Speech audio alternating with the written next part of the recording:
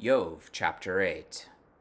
Then Bildad the Shuhite answered and said, How long will you say these things, and the words of your mouth be a great wind?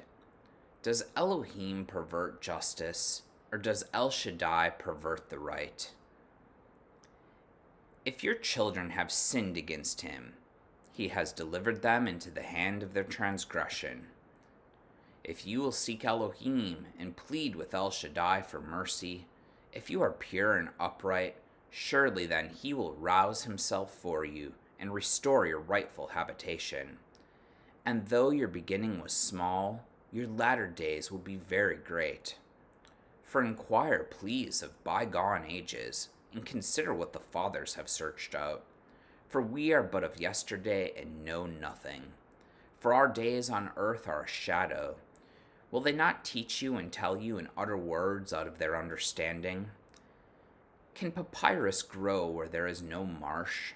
Can reeds flourish where there is no water? While yet in flower and not cut down, they wither before any other plant. Such are the paths of all who forget Elohim. The hope of the godless shall perish. His confidence is severed, and his trust is a spider's web. He leans against his house, but it does not stand. He lays hold of it, but it does not endure. He is a lush plant before the sun, and his shoots spread out over his garden. His roots entwine the stone heap.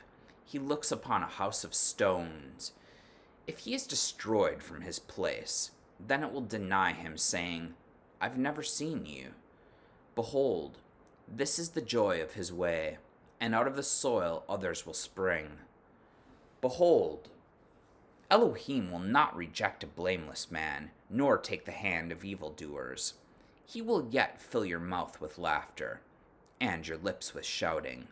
Those who hate you will be clothed with shame, and the tent of the wicked will be no more. Amen.